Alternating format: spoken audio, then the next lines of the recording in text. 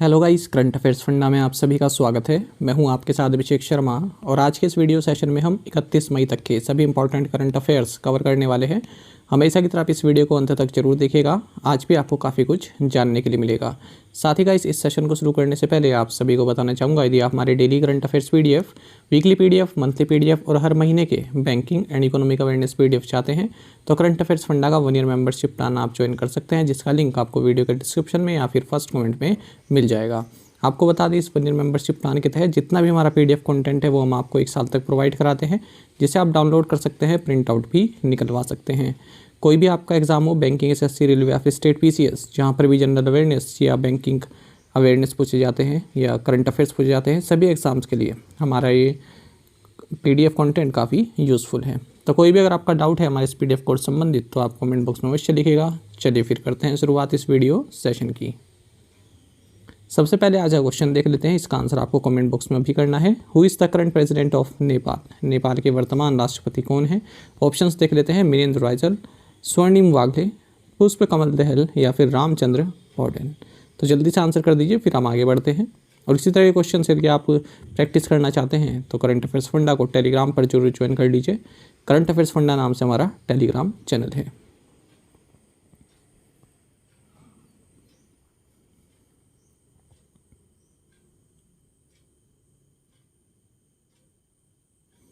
What is the theme for 2023 world no tobacco day? 31 मई 2023 को मनाए जाने वाले वर्ल्ड नो टोबैको डे की थीम क्या है? ऑप्शंस आपके सामने। सही आंसर ऑप्शन बी है, ग्रो फूड नोट टोबैको। आपको जानना चाहिए, हर साल 31 मई को world no tobacco day observe किया जाता है और इस बार जो फोकस रहने वाला है वर्ल्ड नो टोबैको डे 2023 का या थीम, ये है world grow food not tobacco. आपको जानना चाहिए, वर्ल्ड हेल्थ ऑर्गेनाइजेशन ने 1987 में एक रेजोल्यूशन अडॉप्ट किया, जिसके तहत ये डिसाइड किया कि एक हमें ग्लोबल ऑब्जर्वेंस डे मनाया जाना चाहिए टोबैको यूज़ कंट्रोल को लेकर। तो first world no tobacco day ये 31 मई 1988 को ऑब्जर्व किया गया था और पहला जब ये डे मनाया गया तब इसका थीम था टोबैको और health, choose health. Chennai Super Kings won their 5th IPL title by defeating Gujarat Titans in the final. In which year CSK won the title for the first time? Chennai super Kings ने final में Gujarat Titans को हराकर अपना 5वां IPL खिताब जीता। CSK ने पहली बार किस वर्ष आईपीएल खिताब जीता था? ऑप्शंस आपके सामने। सही आंसर ऑप्शन बी है, 2010। आप सभी जानते हैं कि आईपीएल की समाप्ति हो चुकी है और चेन्नई सुपर किंग्स ने गुजरात टाइटंस को फाइनल में हरा दिया है। इसी के साथ ही इनका 5th टाइटल रहा। मुंबई इंडियंस का जो रिकॉर्ड है most number of titles in IPL, उसकी बराबरी कर ली है। तो मुंबई इंडियंस और चेन्नई सुपर किंग्स दोनों ने ही 5 बारी टाइटल जीता है। कहाँ पर हुआ फाइनल? नरेंद्र मोदी स्टेडियम, अहमदाबाद, गुजरात में। अवार्ड्स लिस्ट की अगर हम बात करें तो विनर्स चेन्नई सुपर किंग्स रहे हैं, 20 करोड़ रुपये इनको मिले। रनर्स अप में गुजरात टाइटंस, 13 करोड़ रुपये। 3rd प्लेस पर मुंबई इंडियंस, 4th प्लेस पर Lucknow super giants. IPL fair play award Delhi Capitals. Orange cap यानी कि हाईएस्ट रन स्कोरर जो रहे हैं शुभमन गिल। पर्पल कैप यानी कि जिन्होंने सबसे ज़्यादा विकेट लिए हैं Mohammed Shami. Super striker of the tournament Glenn Maxwell. Game changer of tournament Shubman Gill. Most valuable asset of the tournament Shubman Gill. Most fours award Shubman Gill. Longest 6 award Faf du Plessis. Catch of the tournament award Rashid Khan. Emerging player of the season Yashasvi Jaiswal. Pitch and ground award Wankhede stadium and Eden Gardens. अब जो final match हुआ उसमें कौन कौन से award दिए गए? Electric striker of the match Ajinkya Rahane. Game changer of the match Sai Sudharsan. Most valuable player of the match Sai Sudharsan. Longest 6 Sai Sudharsan. Catch of the match MS Dhoni. Player of the match Devon Conway. तो यहाँ पर आप देख सकते हैं विनर ओवर द ईयर्स। तो Chennai super Kings सबसे पहले आप देखेंगे 2010, 2011, 2018, 2021 और अब ये 2023। तो 5 खिताब इन्होंने जीते हैं, ठीक है। और साथ ही ये भी जान लीजिए, चेन्नई सुपर किंग्स के अंबाती रायुडू ने आईपीएल से अपना रिटायरमेंट घोषित कर दिया है। Which team won the 13th hockey India sub junior men national championship 2023? 13वीं हॉकी इंडिया सब जूनियर पुरुष राष्ट्रीय चैंपियनशिप 2023 किस टीम ने जीती? ऑप्शंस आपके सामने हैं। सही आंसर ऑप्शन सी रहेगा, हॉकी उत्तर प्रदेश। देखिए, 13th hockey India sub junior men national championship 2023 ये खेली गई बिरसा मुंडा हॉकी स्टेडियम उड़ीसा में और उत्तर प्रदेश हॉकी ने हॉकी एसोसिएशन ऑफ उड़ीसा को हरा दिया है और ये खिताब जीत लिया है। हॉकी हरियाणा ने हॉकी मध्य प्रदेश को हराकर 3rd प्लेस प्राप्त किया। Who has clinched the Malaysia masters badminton men's singles title? Malaysia masters badminton पुरुष एकल खिताब किसने जीता? सही आंसर ऑप्शन ए है एच.एस. प्रणॉय। देखिए भारत के एश शटलर एच.एस. प्रणॉय, इन्होंने मलेशिया मास्टर्स बैडमिंटन टाइटल में जो पुरुष सिंगल्स खिताब है वो जीत लिया है, अपने नाम कर लिया है। ये कुआलालंपुर में हुआ है और इन्होंने फाइनल में चाइना के वैंग होंग यांग को हराया है। अदर विनर्स देख लेते हैं। विमेन सिंगल्स में जापान की जीती हैं अकाने यामागुची, इन्होंने इंडोनेशिया की ग्रिगोरिया मारिस्का तुंचुंग को हराया है। मेंस डबल्स में साउथ कोरिया के रहे ये कांग मिन ह्यूक और चियो सुंग जाई। विमेंस डबल्स में साउथ कोरिया की ही रही बाइखाना और ली सो ही। मिक्स डबल्स में देखें तो दोनों थाईलैंड के प्लेयर रहे देचापोल पुआवारोनुक्रो और शापशिरी ताइराथांचोई।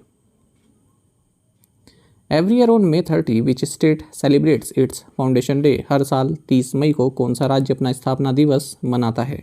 सही आंसर ऑप्शन ए गोवा है। आपको जानना चाहिए हर साल 30 मई को गोवा अपना फाउंडेशन डे मनाता है क्योंकि 30 मई 1987 को गोवा को जो है फुल स्टेटहुड का दर्जा प्राप्त हुआ था। देखिए इंडियन आर्मी ने गोवा में दिसंबर 1961 में ऑपरेशन विजय चलाया ताकि इसको पोर्चुगीज़ रूल से लिबरेट किया जा सके और गोवा दमन एंड दीव सबको एक कर दिया था, इंडिया का पार्ट बना दिया था। और इसी के साथ ये जो एनेक्सेशन शुरू हुआ इंडियन आर्मी का ये 17 दिसंबर 1961 को हुआ था। फिर यहाँ पर गोवा स्टेटस रेफरेंडम भी हुआ जो कि 1967 में किया गया और पीपल जो थे गोवा के इन्होंने इस फेवर में अपना वोट दिया कि हम यूनियन टेरेटरी ऑफ इंडिया बनेंगे। दिसंबर 1962 में श्री दयानंद भंडारकर ये फर्स्ट चीफ मिनिस्टर बने गोवा के और गोवा को जो स्टेटहुड मिला ये 30 मई 1987 को प्राप्त हुआ। When is the international Sagarmatha day celebrated each year? अंतर्राष्ट्रीय सागरमाथा दिवस प्रत्येक वर्ष कब मनाया जाता है? सही आंसर ऑप्शन सी है May 29। देखिए काठमांडू नेपाल में एक रैली ऑर्गेनाइज की गई किस उपलक्ष्य में? 16वें इंटरनेशनल सागरमाथा डे के उपलक्ष्य में जो कि 29 मई को मनाया गया। अब आपको जानना चाहिए ये हर साल मनाया जाता है क्योंकि 29 मई 1953 को जो यहाँ की जो टॉलेस्ट पीक है, ठीक है, उसकी चढ़ाई की गई थी तेंजिंग नोर्गे शेरपा और सर एडमंड हिलरी द्वारा। किसकी बात कर रहे हैं हम? माउंट एवरेस्ट की, ठीक है। तो इसलिए 29 मई को हर साल इंटरनेशनल सागरमाथा डे मनाया जाता है 27 मई 2007 से ही। Which two Indian states governments recently signed a memorandum of understanding to collaborate on enhancing tourism? हाल ही में किन दो भारतीय राज्य सरकारों ने पर्यटन को बढ़ाने में सहयोग करने के लिए समझौता ज्ञापन पर हस्ताक्षर किए हैं? ऑप्शंस आपके सामने है। सही आंसर ऑप्शन बी है गोवा एंड उत्तराखंड। देखिए government of Goa and government of Uttarakhand इन्होंने एक मेमोरेंडम ऑफ अंडरस्टैंडिंग साइन किया है ताकि दोनों ही राज्यों में जो टूरिज्म है उसको बढ़ावा दिया जा सके। तो बायलैटरल कोऑपरेशन यहाँ पर किया जाएगा ट्रैवल एंड टूरिज्म सेक्टर में, ठीक है, एक राज्य से दूसरे राज्य में। हाल ही में फ्लाइट भी चली है गोवा से देहरादून और गोवा को डायरेक्ट कनेक्ट करने के लिए। Who emerged as the winner of the Superbet rapid and blitz Poland 2023 chess tournament? Superbet rapid and blitz Poland 2023 शतरंज टूर्नामेंट किसने जीता? सही आंसर ऑप्शन सी है मैग्नस कार्लसन। देखिए नॉर्वे के chess grandmaster Magnus Carlsen इन्होंने Superbet rapid and blitz Poland 2023 जीता है जो कि museum of the history of Polish Jews in Warsaw Poland में हुआ है और $40,000 का कैश प्राइस इन्होंने मिला है। दूसरे नंबर पर रहे पोलैंड के जैन क्रिस्टोफ डूडा और तीसरे नंबर पर यूएसए के वेस्ले सो रहे हैं और ये भी रहे हैं दो लोग रहे तीसरे पर मैक्सिम वेचर लेग्रेवे भी रहे हैं फ्रांस के। The C919 is the first domestically produced passenger jet of which country? C919 किस देश का पहला घरेलू निर्मित यात्री जेट है? सही आंसर ऑप्शन बी चाइना है। देखिए चाइना का first domestically manufactured large passenger jet C919 इसने हाल ही में अपनी जो मेडेन कमर्शियल फ्लाइट है उसको पूरा किया है। इसको बनाया है commercial aviation corporation of China कोमैक के द्वारा, ठीक है, ताकि एयरबस और बोइंग के जो सिंगल आइल जेट्स हैं उनका जो डोमिनेंस उसको ख़त्म किया जा सके, ठीक है, अपने जेट्स लाए जा सकें। तो शंघाई से बीजिंग के बीच ये पहली यात्रा इसने की है। Which country won CAVA women's volleyball challenge cup held in Kathmandu. Kathmandu में आयोजित CAVA महिला वॉलीबॉल चैलेंज कप किस देश ने जीता? सही आंसर ऑप्शन ए इंडिया है। देखिए भारत ने NSC CAVA women's volleyball challenge cup जो काठमांडू में हुआ है उसको जीत लिया है और भारत ने यहाँ पर कजाकिस्तान को फाइनल में हराया है। तो काठमांडू में ये प्रतियोगिता हुई है। नेपाल वॉलीबॉल एसोसिएशन द्वारा इसको ऑर्गेनाइज किया गया और इसमें कजाकिस्तान रनर अप रहा है, नेपाल थर्ड पोजीशन पर रहा है, उज्बेकिस्तान फोर्थ, उसके बाद फिर श्रीलंका, किर्गिस्तान, मालदीव्स एंड बांग्लादेश। तो 8 नेशंस ने इसमें पार्टिसिपेट किया। आपको जानना चाहिए नेपाल से संबंधित एक करंट अफेयर है। नेपाल ने सतलुज जल विद्युत निगम लिमिटेड जो कि भारत की जो यूनिट है ये सतलुज जल विद्युत निगम लिमिटेड, इसको कहा है कि आप 669 मेगावाट का lower Arun hydro power project आप बनाइए। ठीक है, अरुण नाम से अलग अलग परियोजनाएं हैं। एक 900 मेगावाट की Arun third hydro electric project भी चल रही है अरुण रिवर पर नेपाल में। ठीक है, और ये जो अब होगी ये अरुण 4 आप इसको कह सकते हैं। Recep Tayyip Erdogan won the presidential election in which country. Recep Tayyip Erdogan ने किस देश में राष्ट्रपति चुनाव जीता? सही आंसर ऑप्शन ए है तुर्की। देखिए टर्की में प्रेसिडेंट रेसेप तैयब अर्दवान इन्होंने प्रेसिडेंशियल इलेक्शन जीत लिया है और इनके खिलाफ खड़े हुए थे केमल क्लिचदारओग्लू, तो इन्होंने हरा दिया है और इसी के साथ 20 साल से जो है यहाँ पर सत्ता में काबिज हैं।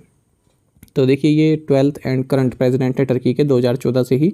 इससे पहले प्राइम मिनिस्टर थे, तो पूरा कंबाइंड मिलाकर बोला जा रहा है कि 20 साल का इनका कार्यकाल रहा है। इससे पहले प्राइम मिनिस्टर थे टर्की के 2003 से 2014 तक। इनकी पार्टी का नाम है justice and development party AKP। तुर्की की बात करें तो जो कैपिटल है अंकारा है, करेंसी है Turkish lira. What is the name of the spacecraft that carried the 3 Chinese astronauts to the Tiangong Space Station? अंतरिक्ष यान का नाम क्या है जो 3 चीनी अंतरिक्ष यात्रियों को त्यांगोंग अंतरिक्ष स्टेशन तक ले गया है? सही आंसर ऑप्शन डी है शेंजोउ 16। देखिए चाइना में 3 एस्ट्रोनॉट जिनका नाम गुई हाइचौ, यू यांगसू और जिंग हाइपेंग है, ये तियांगोंग स्पेस स्टेशन पर भेजे गए हैं शेंजोउ 16 स्पेसक्राफ्ट के द्वारा। तो ये फर्स्ट जो शेंजोउ 16 है ये फर्स्ट मिशन है तियांगोंग में। तियांगोंग की अगर हम बात करें तो ये crown jewel of China space program इसको कहा जाता है। तो इसने जो है रोबोटिक रोवर्स जो है मार्स और मून पर उतारे थे हाल ही में। और आपको जानना चाहिए जो शेंजोउ 16 क्रू है इनको ज्यूक्वान सैटेलाइट लॉन्च सेंटर से भेजा गया है। किसके थ्रू? लॉन्ग मार्च 2F रॉकेट के through. According to the World Bank's State and Trends of Carbon Pricing Report, how much money was raised by countries through charges on carbon dioxide emission in 2022? विश्व bank की state and trends of carbon pricing report के अनुसार 2022 में carbon dioxide उत्सर्जन पर शुल्क के माध्यम से देशों द्वारा कितना धन जुटाया गया? सही आंसर ऑप्शन ए है $95 बिलियन। बी ठीक है, इसमें ये ए गलत लिखा है, बी होगा। आंसर सही है $95 बिलियन, ठीक है, पर ए लिख दिया है, बी होगा ये है। देखिए वर्ल्ड बैंक की एक एनुअल रिपोर्ट जारी की गई है state and trends of carbon pricing report. तो इसमें बताया कि जो कंट्रीज़ हैं, ठीक है, तो जो कंपनीज से जो चार्ज कर रहे हैं कार्बन डाई एमिशन को लेकर, उसकी वैल्यू $95 बिलियन की रही है 2022 में। हालांकि ये कम है ऐसा वर्ल्ड बैंक ने बताया है। ठीक है, और इसमें ये बताया गया है कि there are currently 73 global carbon pricing instruments in operation. ठीक है, तो जिन पैरामीटर्स पर ये तय किया जाता है कि कार्बन डाई एमिशन कहाँ पर ज़्यादा हो रहा है, इस तरह के 73 पैरामीटर्स या आप प्राइसिंग इंस्ट्रूमेंट कह सकते हैं।